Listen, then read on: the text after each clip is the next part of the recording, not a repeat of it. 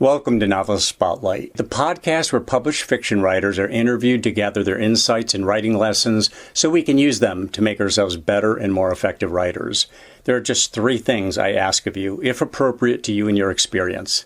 Please subscribe, please click on the like button, and please share this program link with any family members, friends, or colleagues who might be interested or benefit from the content. Now, on with our program. This is my console. Thank you for joining us. So you have gotten a book published. You've gone the traditional route. You got an agent you like a whole lot. That agent connected you with a publishing house with a terrific editor.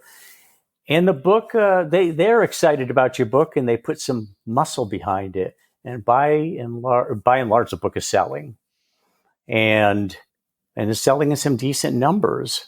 Well, what's the next step if you're a published author? You start to think in terms of maybe this book can sell overseas. Maybe this book should be translated into 12 or 20 different languages so that people around the world can also enjoy my brilliance and my storytelling and so on.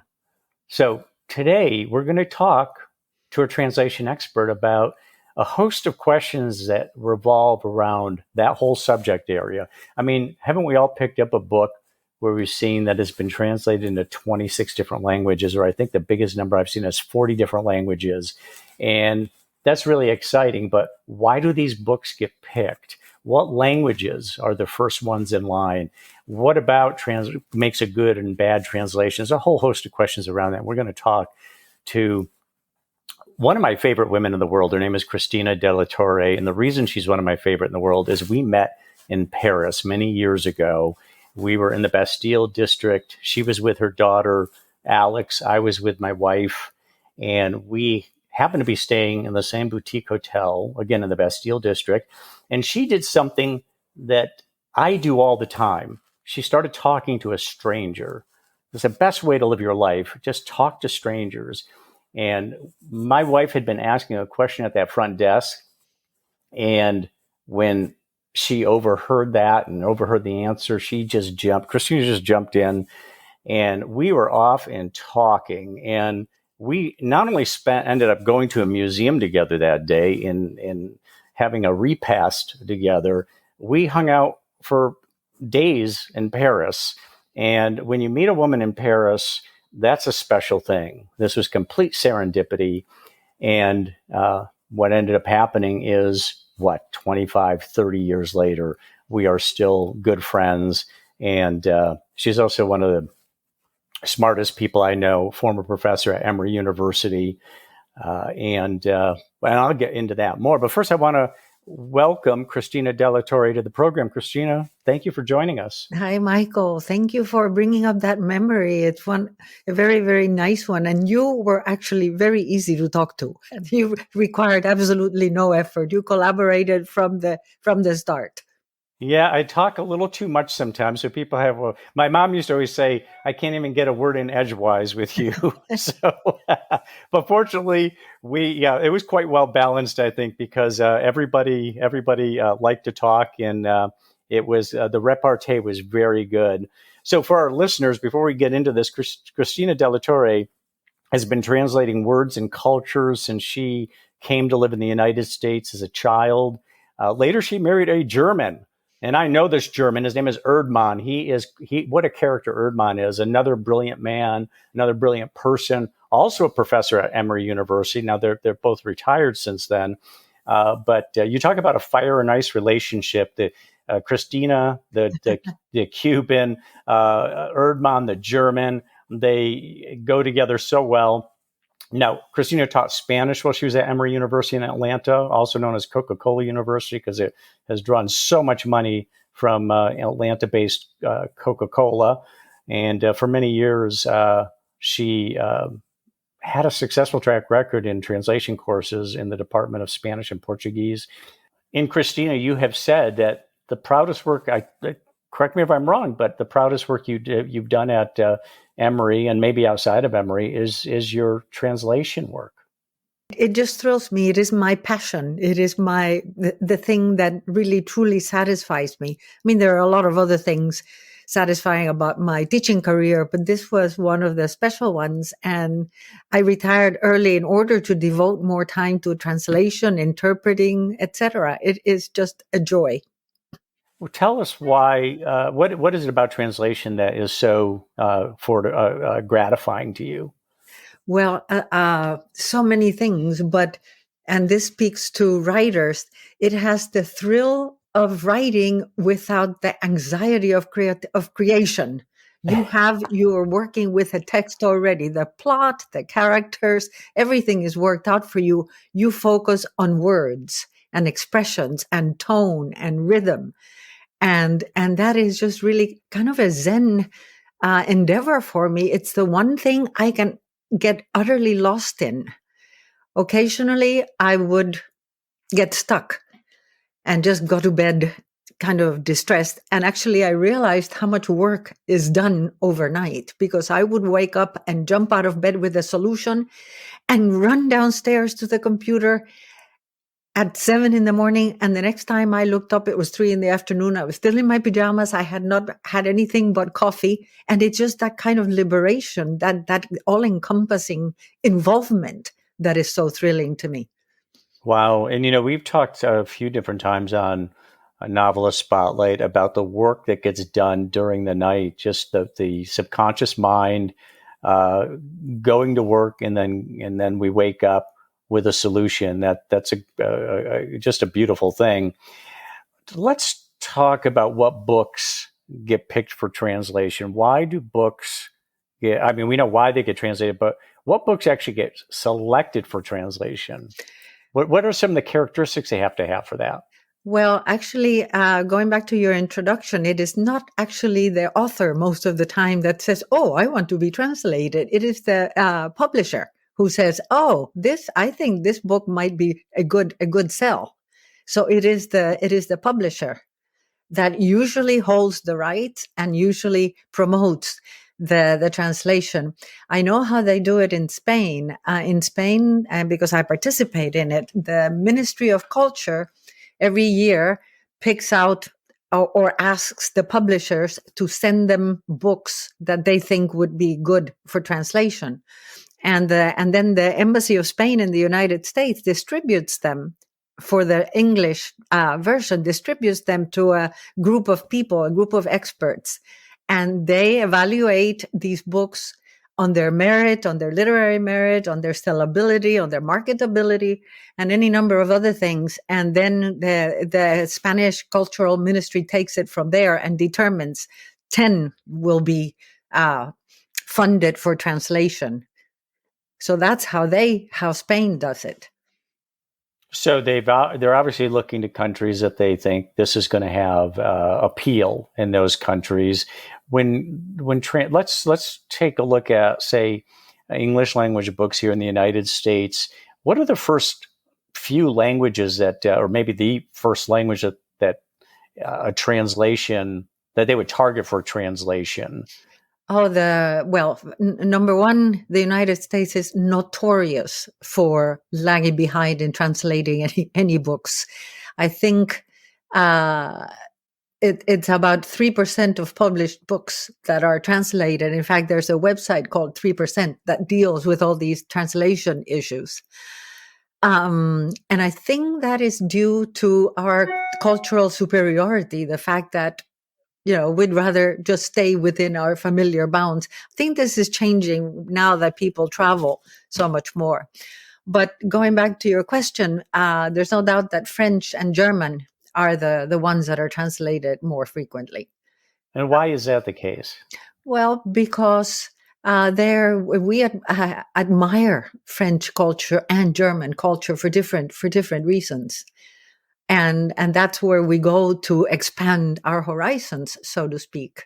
And those are countries to which a lot of people have gone. And so they're initially familiar with them. They have studied a little German. They have studied a little French. So there's some familiarity already built in there. Today, in English is very much based on Germanic and French languages, right? There's an awful lot of words in the English language that are based on French and German or am I wrong about that? I mean, there's any number of cognates, obviously, in both French and German. All the long words in English have Latin roots. So all the Like fancy, conflagration. exactly, all of those have Latin roots. So there you have just a basis to begin with. And some people, I was reading a book by a woman called Lydia Davis, who is an eminent translator and writer. It just came out, and she says that she started trying to learn Spanish by reading, which I found really unusual, by reading The Adventures of Tom Sawyer translated into Spanish, which I find peculiar to try to teach yourself a language with a translated book.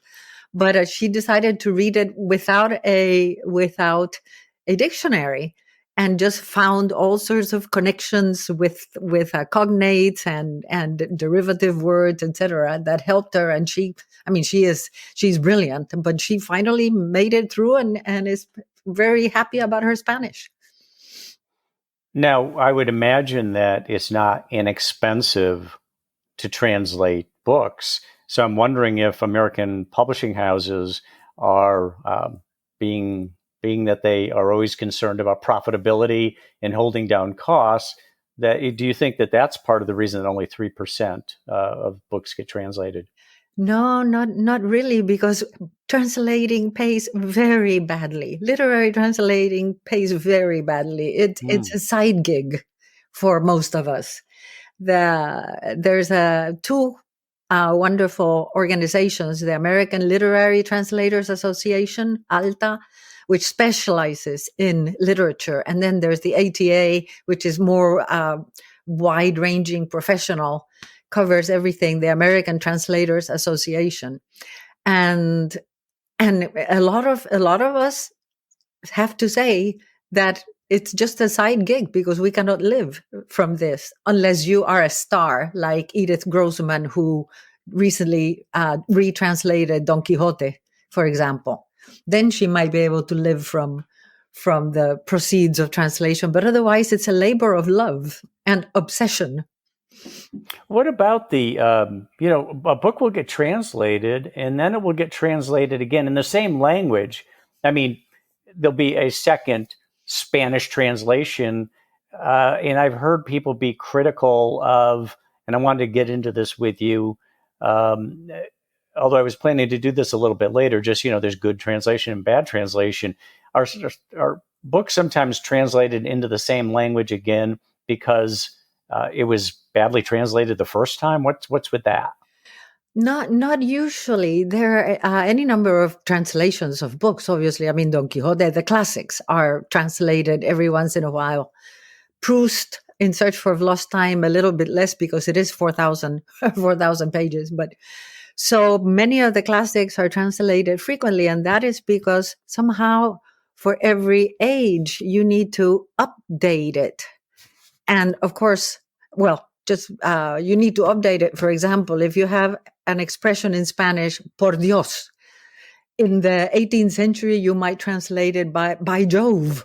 In the 19th century, you might say, good grief. And today you might say, no way. So do you see why you have to go back and kind of update the translation?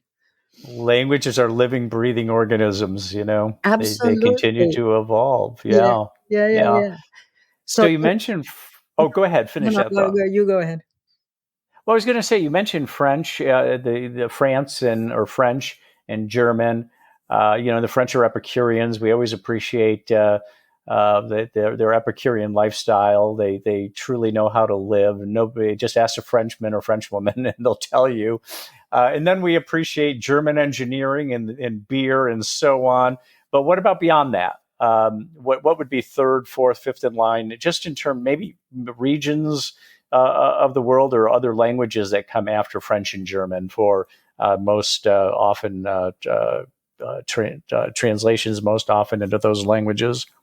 Well, into English, the Spanish literature from Latin America, and from Spain as well, was mostly ignored until the 60s, when what is known as El Boom happened.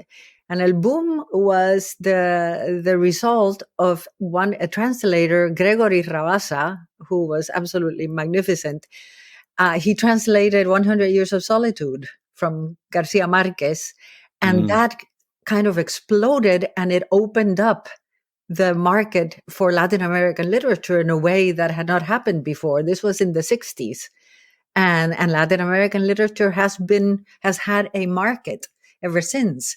And now there's also a market for Latino literature in the United States. So it all goes very slow, but it was Rabassa translating 100 Years of Solitude that made the Latin American book market explode. About other countries today, as a matter of fact, on the inside cover of the New York Times, there was a list of 8 recent books in translation. It said for people who are thinking about travel, blah, blah, blah. And there were books from Morocco, from Egypt, from Saudi Arabia, from Korea, from Russia, one from Spain. That was 6, so I don't know what the other 2 were. So you see, it is kind of floating out there and growing in people's perception. So let's take Gabriel Garcia Marquez. I mean, he's an excellent example. His writing is beautiful. And, I actually prefer Love in the Time of Cholera myself. Is it possible to take a book in one language and make it as beautiful or well written, or even improve on it by translating, or is something always lost in translation? That is part of the problem with translation. Those were Frost's words. Poetry is what is lost in translation. Somehow translation has had very bad PR from there, and the Italian saying traduttore, traditore, translator, betrayer, etc. Yes, in fact, Garcia Marquez himself, being the kind person he was, stated that he liked himself more in English than in Spanish, than in his Spanish. It is entirely possible to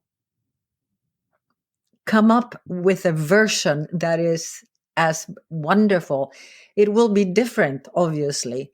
One of the best translators from Spanish and my personal mentor, Margaret Sayers Pedden, who was, among others, Isabel Allende's translators, likened the process of translation to an ice cube, letting the original ice cube melt and freezing it in a different form, reconstructing it from the element into a different form. You mentioned Isabel Allende, and I saw her speak one time in Portland, Oregon. I remember that she said that her mother always reads her writing. She gives the transcript to her mother as she's working through the transcript, I think, chapter by chapter. And her mother is her first editor. And somebody in the audience stood up and asked the question, well, what happens when your mother is no longer with us? And she said, well, I guess I'll be writing shitty books by that time. What is the largest number of what book or how many different languages is the most you've ever heard of a book being translated into? Oh, that is a very easy question. I'll give you one guess. It's the Bible, of course, and it has been translated into something beyond 3,300 languages. So but that's not fair because it's a religious text. What about a literary text? You'll be surprised. I looked this up thanks to your questions, but I looked this up. I Googled this. And you'll be surprised by what the second and third texts to have been the most translated are. The second one is The Little Prince. And the third one is Pinocchio. The Little Prince has been translated into 380 languages and Pinocchio into something like 260.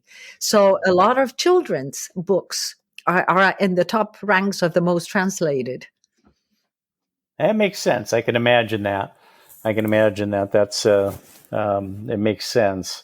So do authors become involved in translations at all, or is it strictly, or are they not part of the process? Well, a lot of authors do translation, and in fact, say that that is part of their writing process is translation. In fact, Javier Marias, a very well-known Spanish author, says that if that is the first thing he tells anybody who asks him for tips on writing, he says, go and translate somebody you admire. As far as how deeply they're involved in the process depends a lot on whether they know the language or not. I've had some interesting experiences translating living writers, and at some point I decided that my next project would be a dead writer, so that there's no chance for back and forth.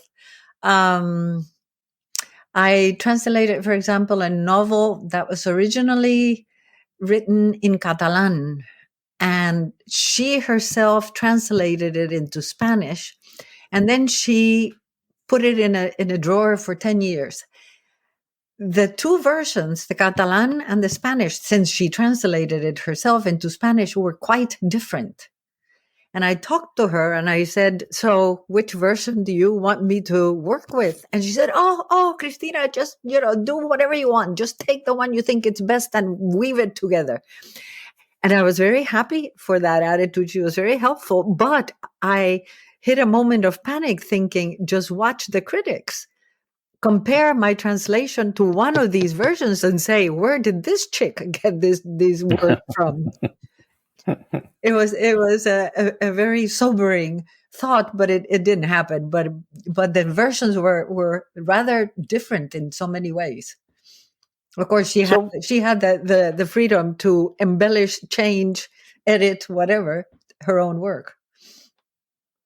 What is the difference or the dividing line between good and bad translation? I mean, I'm sure you've taken a look at a book that's been translated in, let's say, English to Spanish or vice versa, and thought, this is not a good translation. Why would you come to that conclusion? Or what is the difference between good and bad translation? I read a lot of translations with my ear as a translator. And in fact, I was just reading, going back to a 19th century, early 20th century Italian novel, The Leopard, and it read beautifully. And only every once in a while, we were reading it aloud, I stumbled. And I thought, oh, here is something wrong. I don't know. It's just you have to have your ear really, really finely attuned. You have to read visualizing. Does this work? Do I understand what this is? What if there's not a word in the other language for it? What?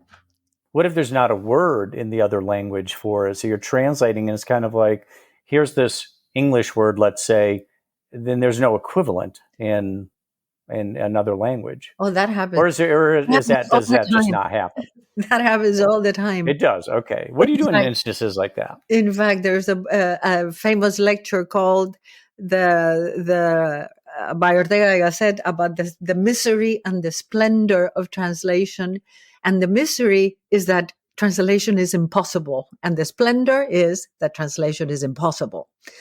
Because every time, that you run into that all the time, that there is not a clear equivalent. So translation is the art of the possible, almost like politics, the art of the possible. You have to figure out the best way to do it. And of course, every different genre brings different challenges.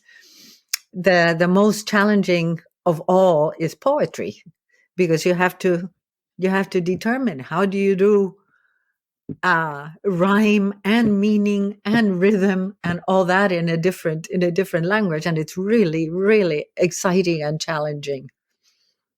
Wow! So the English language obviously has there's so many synonyms in the English language. There's just so many choices that are at the disposal of somebody writing in English.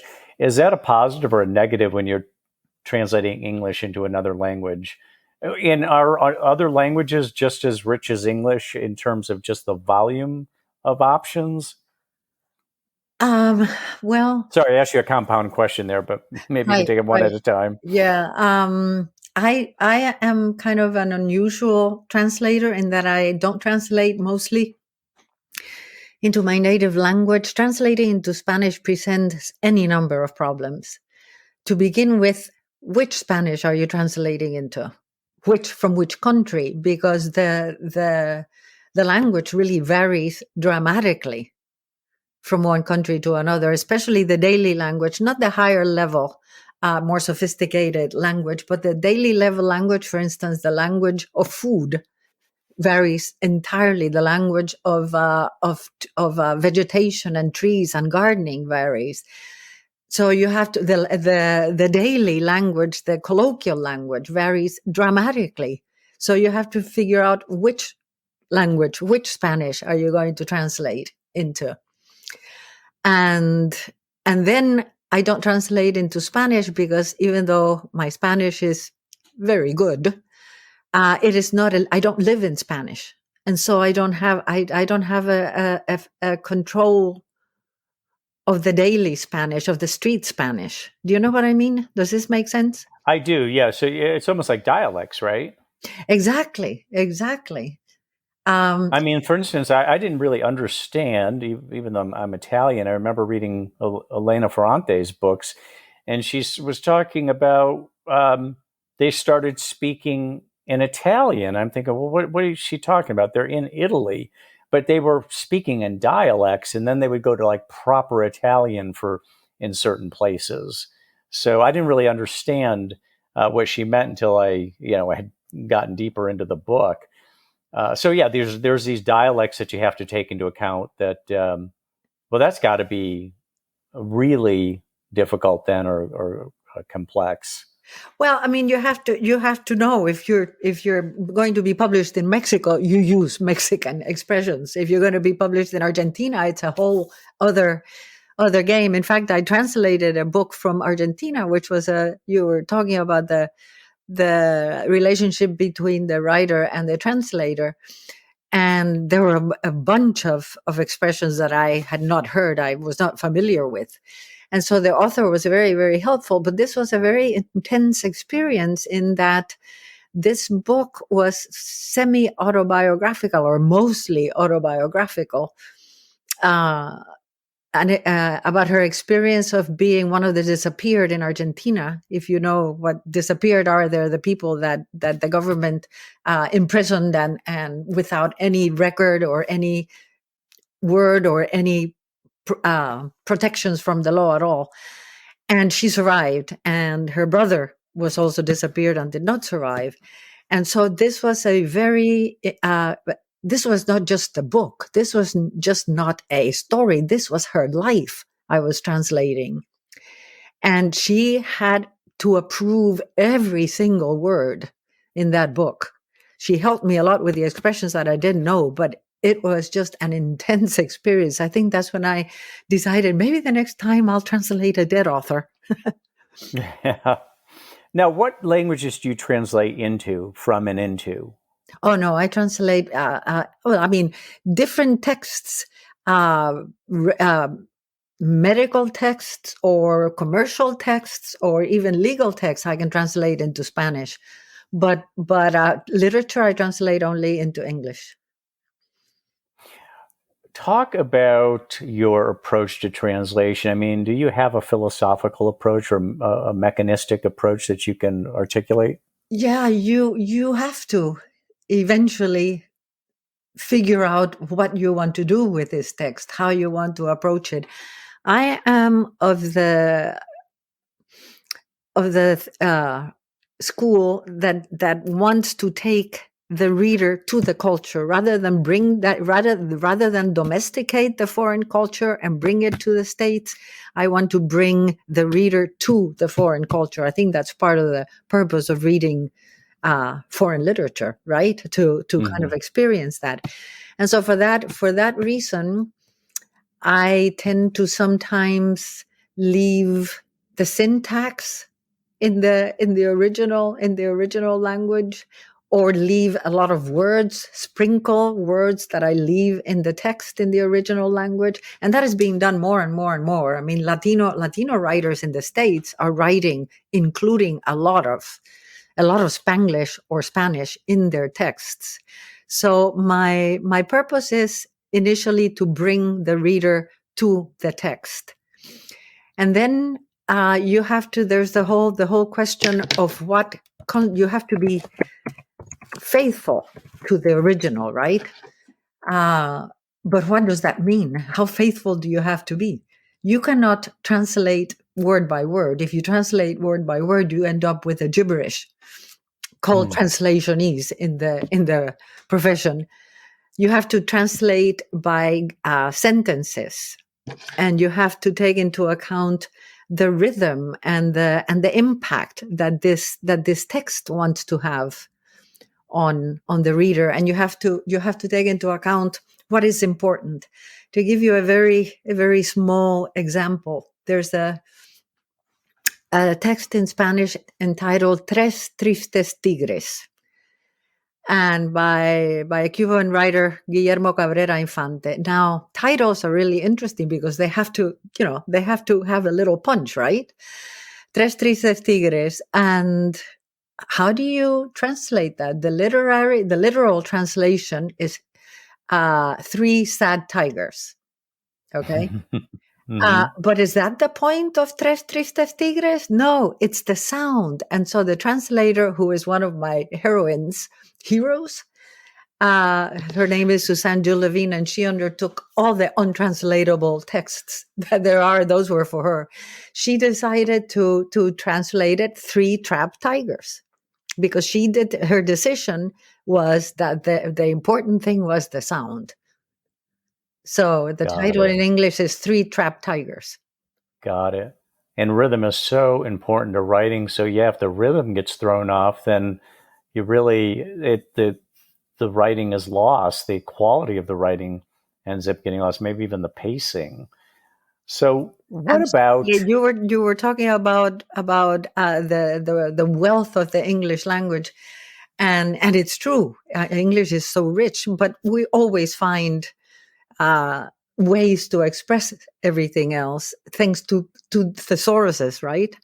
One of the problems with English, however, when you're translating into Spanish, is not the wealth of words, but the problem with little words. English has so many one-syllable words, and when you go to look for a rhythm of a sentence, you stumble upon a wonderfully rich and nuanced Spanish sentence that ends up being completely chopped and machine gun-like in English because of these little words. Yeah, it goes from flow to staccato. Exactly. Yeah. Wow. Now, there are examples, I believe, of books that actually didn't do all that well in the United States in English and got translated into another language and was a sensation in another country.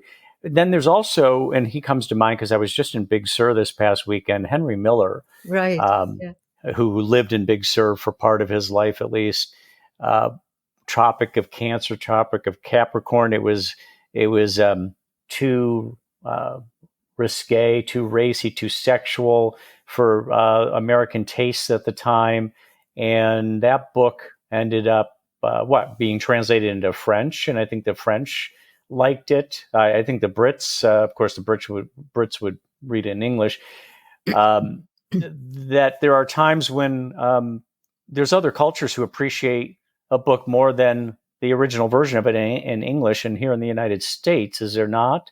Can you think? I can't think of an example of something that has just exploded overseas that didn't do quite as well here, but I know there's examples. I know there are too, and offhand I cannot think of anything, any one of them.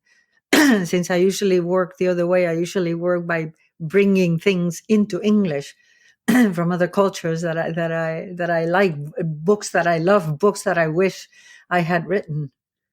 And then you have, Elena Ferrante, an Italian writer whose books work all over the world. I mean, huge sellers. And who was the guy who wrote the Girl with the Dragon Tattoo? Right. He's from what, Scandinavian, Norway? Scandinavian writer. His name escapes me, but I Scandinavian. think he's from Scandinavian, yeah. And he was some ridiculous figure, like selling a book every 5 seconds all over the world. So there are, I mean, what do you think about that? I guess it's just stories or a way of telling stories that just transcends cultures. I mean, they maybe not transcends might not be the right word, but they apply to every culture. They work in every culture. Right, right. That is precisely what the Embassy of Spain and the Ministry of Culture is trying to gauge when they parcel out these books to critics and say, please tell me which ones we should invest in that would work. And then you've got it is just really interesting. I have to tell you one of my favorite examples of how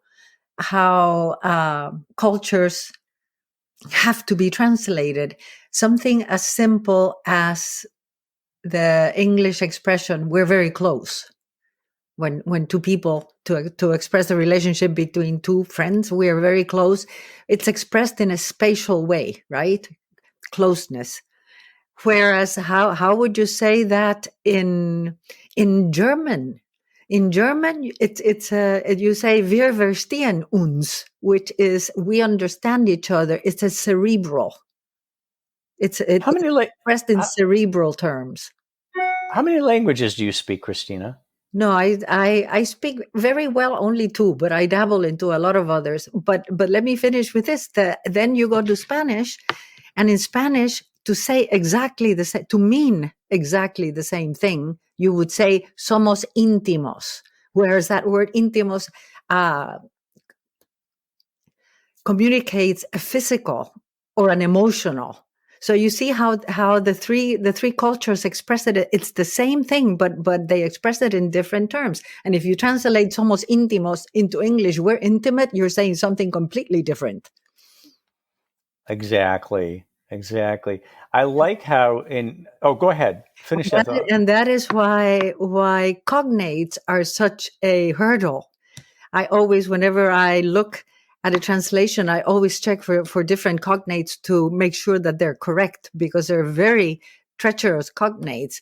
Some simple ones like embarrassed is not embarazada in Spanish. Embarazada in Spanish is pregnant. So you cannot quite trust the cognates. And for example, ambitious in English, you write a recommendation letter and you say somebody is really ambitious. That is very positive. This person, that what the connotations are, that this person is hardworking and team worker and all that. Whereas in Spanish, ambicioso is a red flag. It means that this person can, will do anything to get ahead, stab you in the back, etc. So it's really, really so much more than just. I mean, just a dictionary doesn't work to translate. You have to know the connotations. You have to know. Like with people, words are polysemic and have different meanings, are behave differently around other words. If you say, for example, duck, without any context, you have no idea whether you're talking about the bird or you're using or it's the verb, lower your head, because you're going to get shot at. Right. So right. Do you see how it begins to get complicated and complex? Absolutely.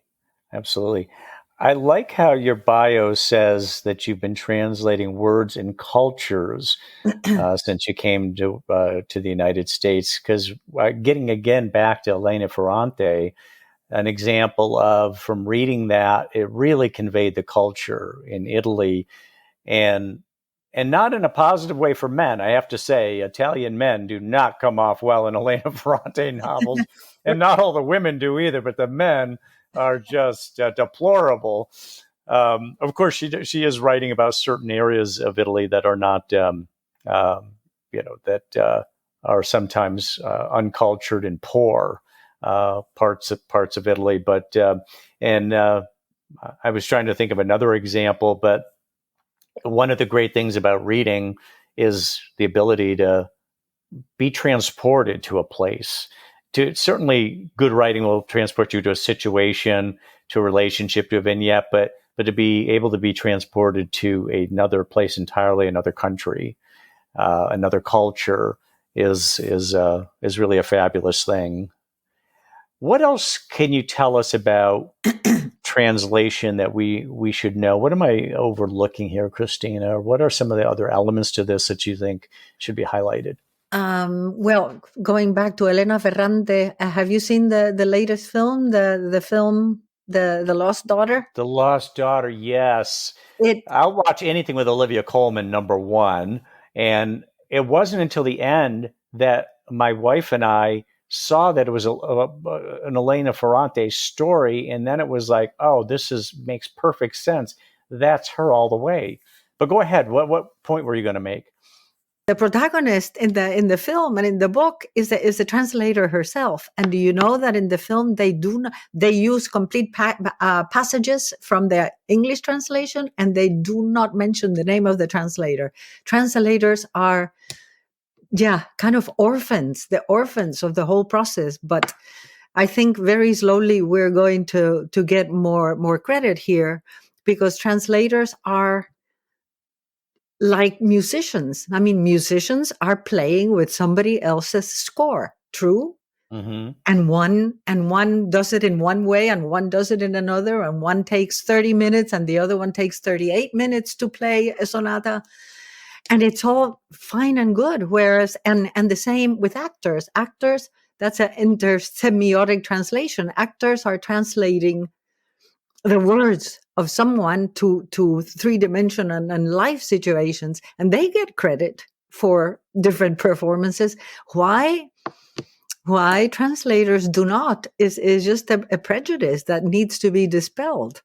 Yeah. There's so many instances in all of the arts where there's people behind the scene that are playing a critical role, and they don't really get the credit that they deserve. Now, do you sometimes get offered work and it's a novel that you're just not interested in? You think that's going to bore me. It's not. Or is translation the sort of thing that, obviously you love translation? Do you take any work that you get, or are you particular about what you will take? No. Since this is a side gig and a labor of love, I am very choosy in the work that I accept. It is a really intense relationship. To translate a novel can take a year or more. And you spend a lot of time with those characters, with those words, with that story. And if you don't like it, if I don't like it, I just can't do it. So you're given a deadline. I mean, they expect you to get it translated in a certain amount of time. Mm-hmm. And but is that fairly typical, that they give the translator a year to go ahead and turn the product around? Yeah, it's not unusual for it to be a year. Yeah. And who's involved with you? In other words, how many other people are communicating with you? Is it strictly a person at the publishing house, or do you also engage with the author? Who's involved? It varies. It depends. I have done translations where I worked strictly with the author. I have done translations where there was another reader involved, and that made it kind of complicated and difficult. I would much rather just work with the author, and in fact, I would much rather just work with a publishing house and their editor.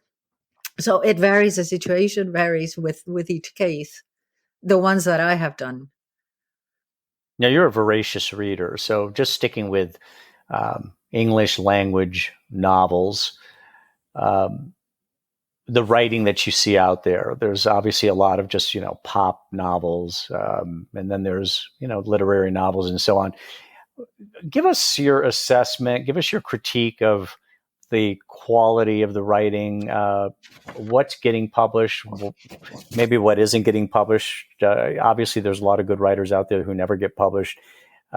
What's your criticism of American literature right now? Oh dear, that is a big question. And I have to say that I'm not sure that I'm really able to answer that question right now, because my reading, preferences have changed so much. These days, I read for beautiful sentences somehow. I don't so much care about the story. I don't so much care about the characters or the development. I read if the writer can give me a beautiful sentence, I'm just elated for the day. Oh, bless you, Cristina. I read the same way. Really? I'm the same. Yeah, there's books that I'll read, and I'll tell my wife Valerie, you should read this. I don't do that anymore because she says this isn't really going anywhere. I mean, there's no real story here, and it's kind of like, but look at the characters, look at the scenes, look, listen to that language. You know, Exactly. Yeah, but most people don't read that way. Those are not the books that sell. But that's exactly. exactly what I look for. I look for the phrasing. I look for characters. I want dialogue that doesn't sound like real people. That's something really, something extra there. I I hate it when I hear writing coaches or people who are trying to turn out the next novelist say, write dialogue like people really talk. If you listen to people talk, it's boring. It is boring. You have to have something a little otherworldly about the conversation. There needs to be something that is really compelling about it.